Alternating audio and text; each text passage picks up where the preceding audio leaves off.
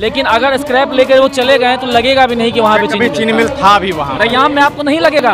मैंने रैयाम चीनी मिल को नहीं देखा था, कभी नहीं। मैं जब पहली बार गया तो मुझे विश्वास नहीं हुआ कि वहाँ पे चीनी मिल भी था, मैदान पड़ा हुआ है। लेकिन लोहट में आने के बाद लगता है कि हमारे यहाँ चीनी मिल है भी, एक था हमारे पास। सरकार के इसमें क्या आपत्ति है? हम तो यही कह रहे हैं ना कि पहले उद्योग लगाइए। जमीन वहाँ पे पड़ा हुआ है, ऐसा तो नहीं है कि वहाँ से वो हटेगा तभी लगेगा। वो तो मात्र 10 एकड़ में है प्लांट, जहाँ स्क्रैप है मशीन है वो 10 एकड़ में है। 70 एकड़ तो बचा हुआ है ना, पड़ती है ना, उसमें लगाइए ना भाई, किसने रोका आप?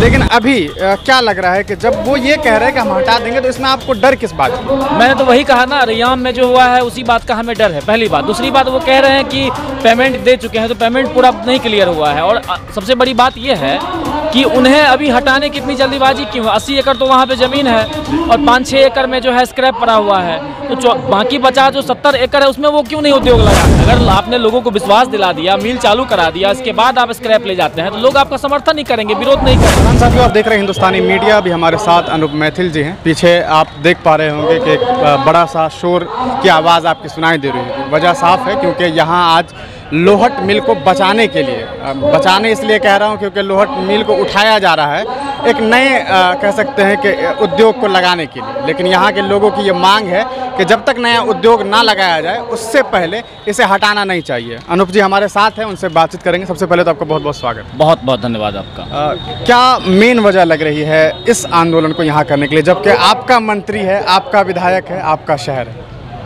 आज से नहीं, 40 साल से जो है हमारे लोग मंत्री हैं, हमारे लोग विधायक, हमारे लोग मुख्यमंत्री भी बने। लेकिन सबसे बड़ी बात यह है कि उनके पास ना तो विजन था ना ही इरादा था। और सबसे बड़ी बात यह है कि हमारे साथ रैयाम में एक घटना हो चुका है कि रैयाम में ऐसे ही कहा गया कि मिल चालू करेंगे और तिरहुत इंडस्ट्री को अलॉट किया गया, वो टेंडर दिया गया और उन्होंने क्या किया कि भूमि पूजन तक कर दिया। और भूमि पूजन करने के बाद उन्होंने क्या किया कि जितना भी स्क्रैप था स्क्रैप को बेच दिया। इसके बाद स्क्रैप को बेचने के बाद जो है उन्होंने वहाँ के ईंट वीट को भी बेच दिया और उसके बाद वो गायब हो गए। और उन्होंने फिर क्या किया कि ज़मीन पे खेती वेती करना शुरू कर दिया, फिर पौधा जो है उसका दाग करना शुरू कर दिया।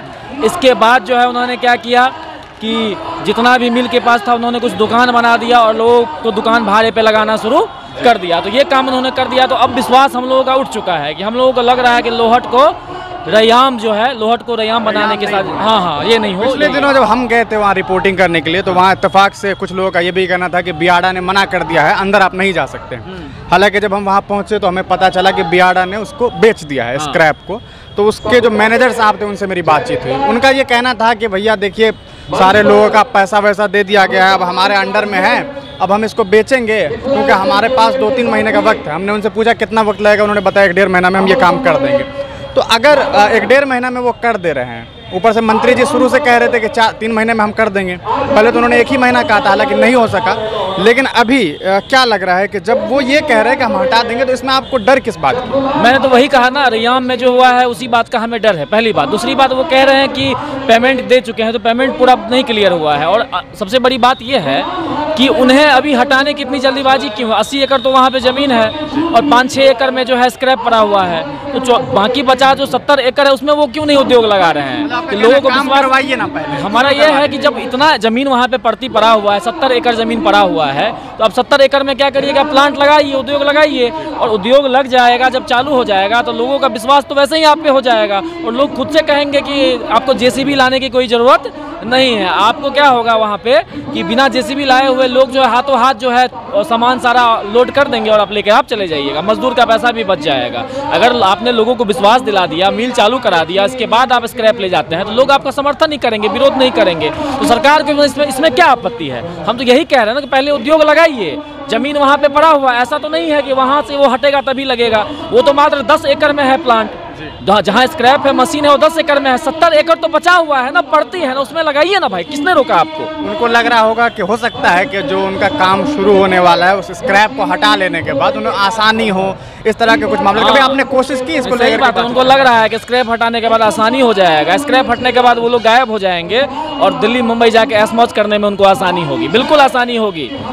जनता की अब रैयाम में क्या हुआ, रैयाम में वही जितने विधायक थे, जितने भी लोग जिन्होंने खरीदा था, उन सब ने क्या किया, उन सब ने यही काम किया कि उसको आसानी के नाम पे सब कुछ हटा दिया और फिर ऐश मौज करने लगे। तो यही आसानी उनको होने वाली है और जनता को भी आसानी होगी कि जो जनता जो है वहाँ पे जाएगी तो उन्हें जो है पता भी नहीं रहेगा कि वहाँ चीनी मिल था। अभी आप जाइएगा तो लगता है चीनी मिल है, लेकिन आज लगता है कि चीनी मिल है, लेकिन अगर स्क्रैप लेकर वो चले गए तो लगेगा भी नहीं कि वहाँ पे चीनी मिल था भी वहाँ। रैयाम में आपको नहीं लगेगा।